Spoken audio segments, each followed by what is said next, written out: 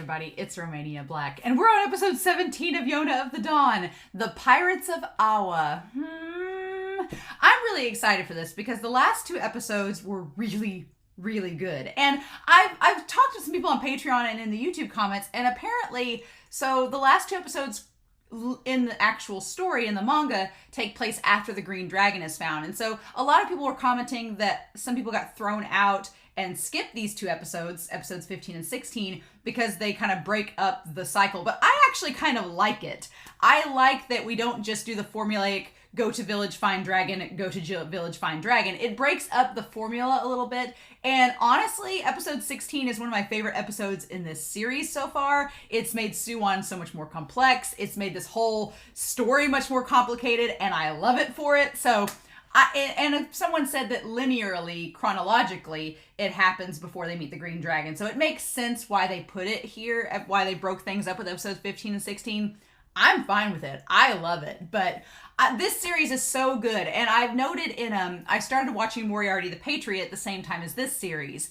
And in Moriarty the Patriot, we're on episode 17, and it feels like the introduction of the third act.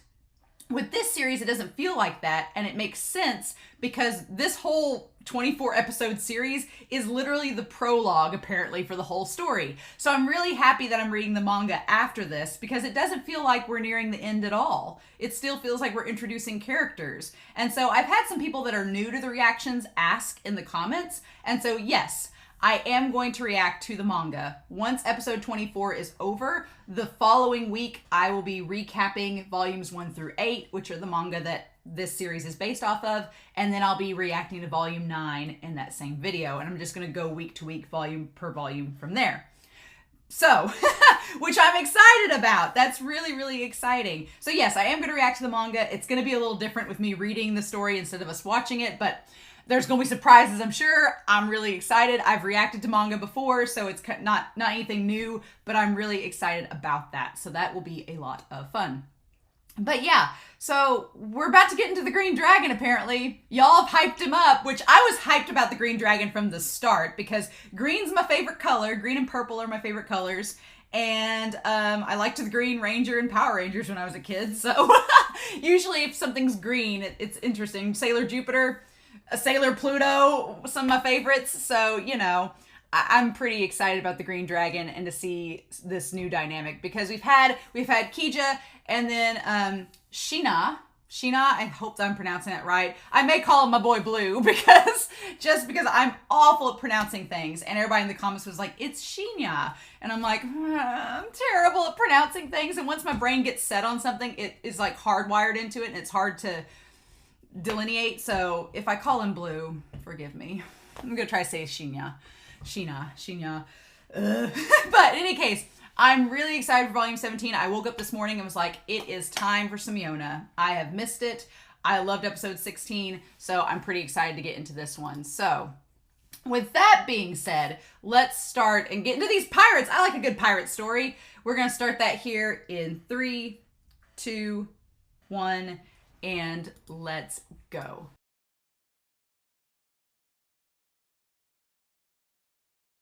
Oh, friends. I officially love the Green Dragon. It was so worth the wait. Jea-ha. Jea-ha is, Jea-ha, my dude.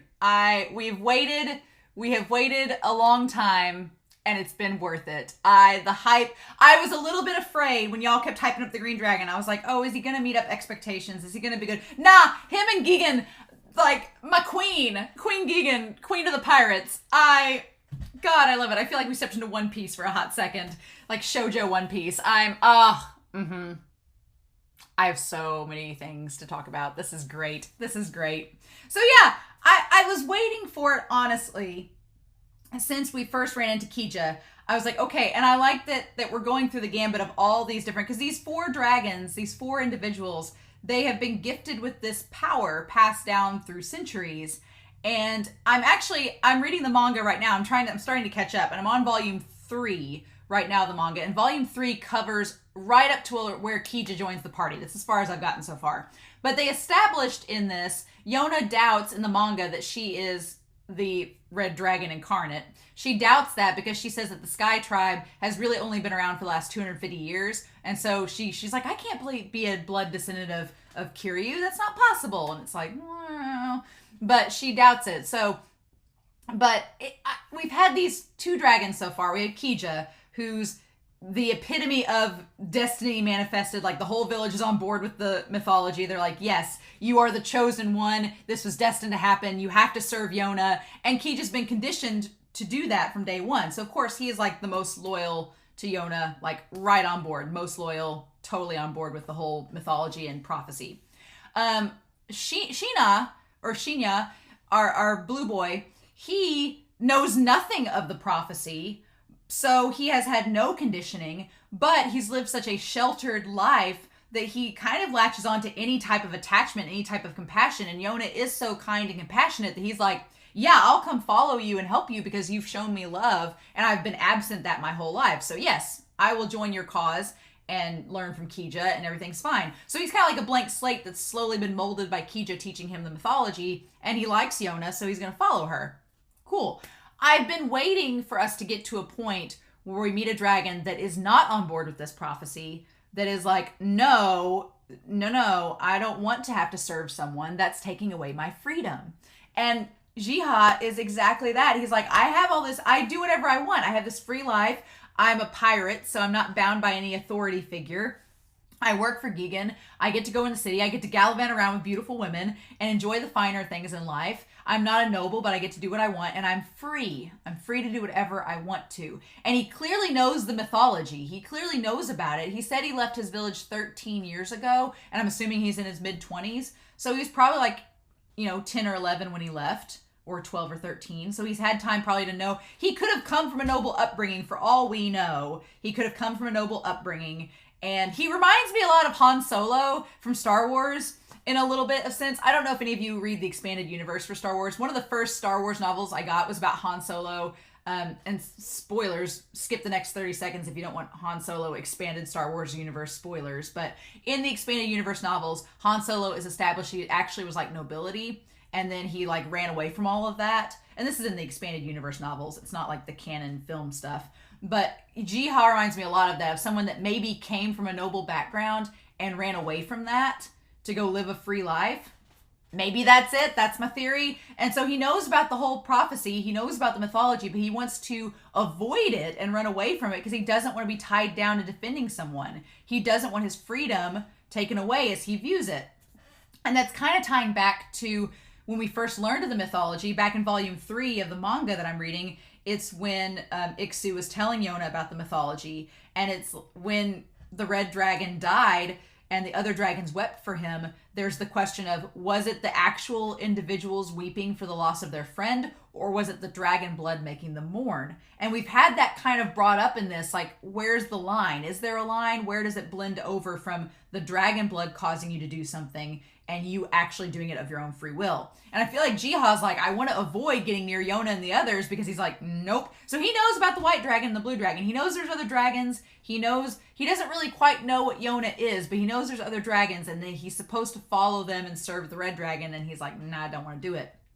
But his leg tingling, he's like, I know it's, he doesn't really realize that it's, the blood is getting him closer to her. And the most hilarious thing is, I was wondering how they were going to tie Hawk into this. Like, everybody's hot for Hawk. That's just like, that's a given in this series. Everybody wants to get with Hawk because he's a perfect human being. He's the Thunder Beast. And so I like the spin that they're looking for strong pirates, strong candidates to join their pirate crew to help battle Kumji, the lord of the kingdom who's corrupt. And so Gigan's like, we need some more strong people. She's like, I love my pirates that I got, but my crew's kind of a bunch of idiots. I love them, but they're not going to be strong enough to handle the battles to come. And so, of course, Jea-ha's like, I just met this strong, handsome guy. He'd be perfect to join our crew. So it sounds like he's going to try to kidnap Hawk to join the pirate crew. And it's fate. It really is fate. It's going to lead him to Yona. And I'm really excited to see this conversation. I have a feeling that Yona is going to not, at the end of the day, Yona's not going to make Jea-ha follow her. She's going to be like, I'm not going to make you follow me. That's not how I work. You can follow me if you want to. Because she kind of offered the same thing to both Sheena and to Kija. She was like, you guys don't have to follow me unless you want to. And Kija was like on board, and Sheena was like, I like you. I don't have any other friends. Yeah, I'll follow you. But I have a feeling that Jea-ha is only going to follow Yona if Hawk stays with them. I have a feeling, because man, it's like Suwon gets the hots for Hawk, Jea-ha gets the hots for Hawk. Everybody's confirmed bi in this universe because of Hawk. I absolutely love it. But Jea-ha is so interesting. But anyway, in the episode itself, they're all going to the ocean. And I like the idea that none of these characters, with the exception of Hawk, has ever seen the ocean before. So they're all really, really excited about it. Even Sheena, who we see, like, we can't see his blush, but his little O face, we're like, oh, it's like, aha. And I like that we're getting kind of tying off. I see now why they did episode 15 and 16 before this episode, because we were establishing that Gunti's tribe, the Earth tribe, has been trading with the Kai Empire, and that they've been establishing these trade routes. So us going to a port city and it being part of the Earth tribe makes sense. That ties with the current story. And it's interesting because then we get that Jea-ha says he's obtained his clothes from the Kai Empire. It's like, okay, we're getting into some intercultural things being brought forth. Nice. Also, it establishes that Gunti, even though he's the leader of the Earth tribe, there's clearly things that even he's not aware of, because it doesn't seem like he's aware of this Kumji's corruption that's taken over this town of Awa. He doesn't seem to know what's going on as far as this is concerned. So that's interesting. But yeah, oh my gosh, Jea-ha. We need to get to Jea-ha. I'm going to skip forward in this episode a bit because I kind of love this. Yeah, so again, our crew is the most conspicuous crew out there. You have the red-haired princess, a guy with a strangely shaped hand, and then poor Sheena, who is clearly suspicious because of the mask. Yoon's like, you can't go down into the city. We'll be noticed instantly. Even though they all want to go down there. It's like, no. So, and I like that Hawk is like, okay, take my glaive. Also, the animation of Kija just patting Sheena on the back with the spotlight on him. Adorable. Freaking adorable. I kind of ship Kija and Sheena together, so I'll take any moments with them possible. But yeah, Hawk saying, okay, I'll go down there. I know my way around. I've been here before. I am the least conspicuous of all of us. Just take my glaive. And I love the fact that we established the glaive is extremely heavy, and Hawk's just been carrying around like it's nothing, but when June, he's like falls over with it. It's a nice establishment of just how strong Hawk is, that he can just carry that around like it's nothing. It's like, And then, of course, I like that Yona wants to go with him, but he's like, you need to stay here, because he's like, I like you and I don't. It's like, it's so clear that Hawk, I feel bad for Hawk every episode because he clearly loves Yona, but he gets put in these awful situations, like in the brothel in the middle of the day. Like, he's like, I'm not here to see these girls. And Hawk is such a just and loyal stoic figure that the other girls don't faze him at all. He tries to play off to Yona that he's like a womanizing character. Hawk is not. He's devoted to Yona only. It's like she is his one true love. And the other girls, he's just like, which is kind of opposite of Jea-ha, because Jea-ha is like a very big womanizer, or seems to be, right? So I like that contrast. But him and Hawk have a lot of parallels, seemingly. They both have a strong sense of justice, even though their personalities are quite different, right? But I do like that Yona says that because Yoon makes the comment that Hawk is leaving, that he's acting weird leaving Yona with all them, and Yona passes it off as, it's because he trusts you guys to take care of me. And he does. I do think Hawk trusts Kija and Sheena to take care of her. And I like that Hawk still calls Kija the white snake, and Kija's like, I hate you. But he's like, we'll protect the princess. And even though Sheena doesn't say anything, Hawk secretly like trusts Blue. He trusts our boy Blue. He's like, he seems like a capable guy. I like the Hawk has instant trust in our boy Blue. But yeah, so he goes down to the village, and of course, Hawk is like, his sense of justice. He's like, he sees a girl in trouble, and he's like, I shouldn't do anything, but I can't help it. I need to rescue her. And then our boy Jea-ha shows up, our beautiful, glorious. He reminds me, if Hawk and Ray from Free had a child, if our boy Ray from Free, who is our beautiful butterfly, if him and Hawk were combined, I feel like that's Jea-ha.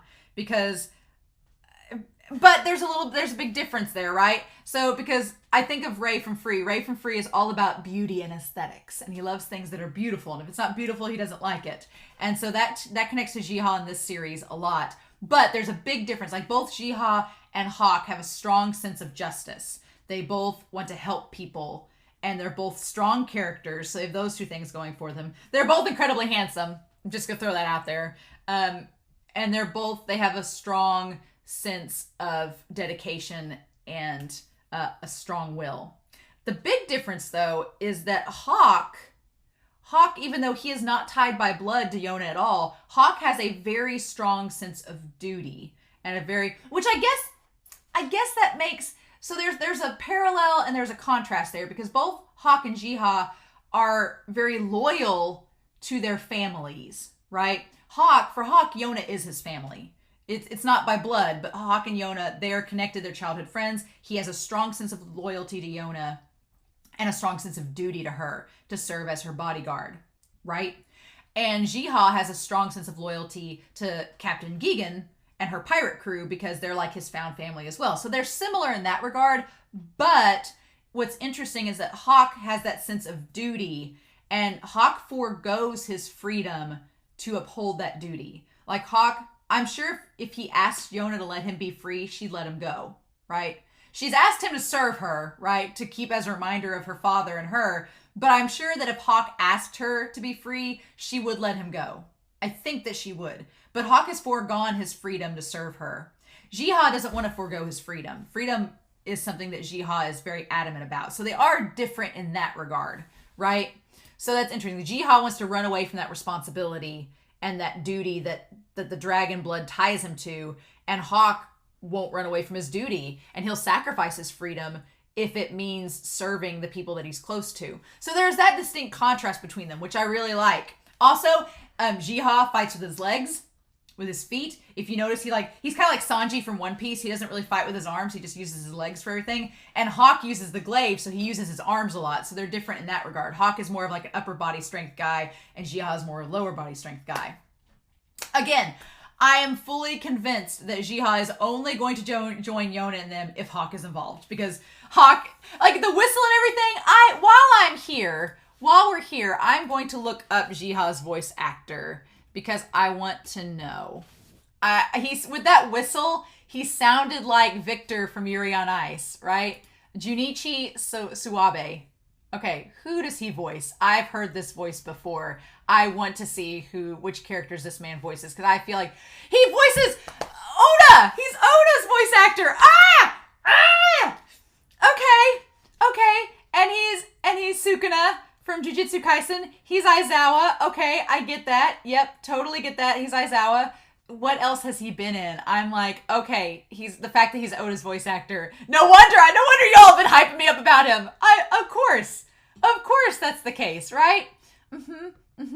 Okay, he's been Oda. What else has he been? I want to scroll through this and see if there's anything else. He's the Undertaker from Black Butler. Of course he is. Sure. He is Victor! Yes! Yes! Okay, I knew it. I feel so proud of myself because I'm usually wrong about voice actors and recognizing them, unless it's like Suda or somebody like that. That whistle, as soon as he did that whistle, I'm like, that's the Yuri on Ice whistle. That's the Victor Nikiforov whistle. Okay. I'm just, the fangirl in me is like exploding right now into euphoria. Of course he is. Yep. Yep, of course. So yeah, I like that the idea that Jea-ha is attracted to Hawk and not necessarily doesn't want to join Yona because of the dragons and that, but Hawk, someone strong like him, he's attracted to. It's like, oh, and I love that he still held the girl's hand even in the alleyway. But yeah, as soon as he senses the dragons are present, he's like, bye, peace out, and then like jumps away. It's like, I love it. And so Sheena and Kija are still sensing that he's around. And it's very convenient that they're in this port city because the green dragon can just hop from place to place. My fear is that the green dragon and them, but here's the thing. I was worried this entire episode that the green dragon would try to just leave. Like they just take off and go across the ocean to the Kai Empire, and that would be the last we'd see of him. But it's very clever writing in that that's not going to happen because GIGAN and the pirates here are focused on staying in the port and fighting Kumji.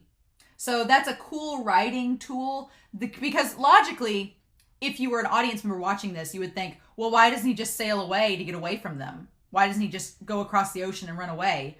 That seems easy enough. But he's not going to do that because they're tied to saving the people of Awa and getting rid of Kija, of Kumji. So, not Kija, of Kumji. So, yeah, it all makes sense. That's such clever writing. I really like that a lot. But yeah, Hawk trying to pass off that he didn't hurt the officials, giving the glaive and going back to the city. And again, going to the brothel with Jea-ha. I love that we established this. We officially established with Hawk's character that Hawk is not a womanizer, right? Because Jea-ha takes him to the brothel to talk to him, and all these girls are surrounding Hawk, and Hawk's like, get away from me. So Hawk is really, as much as he tries to be like the flirtatious macho guy with Yona, our Thunder Beast really only has eyes for one woman. It's like, I love it. I absolutely love it. And he's just not, and of course all the ladies are like, he's a lady killer, and it's like, and he's like, I just looked at you. It's like, I absolutely love it. And then of course Jea-ha's like, try your lady killer look on me, and Hawk's like, I didn't do anything. It's great. I absolutely love it. But yeah, and then we get the fight. So we got the fight with the pirates, and Jea-ha looking down at them, it seemed like he had to scale his, so he doesn't have Sheena's eyesight. He seems like maybe his eyesight isn't as good as the rest of him. So that's interesting. It'd be funny if he was nearsighted and he needed glasses, and that's not beautiful to him, so he won't wear them, But I don't even know if glasses exist in this world. I've not really seen any characters wear glasses. So, But yeah, him going down and licking the blood off his hand. Okay.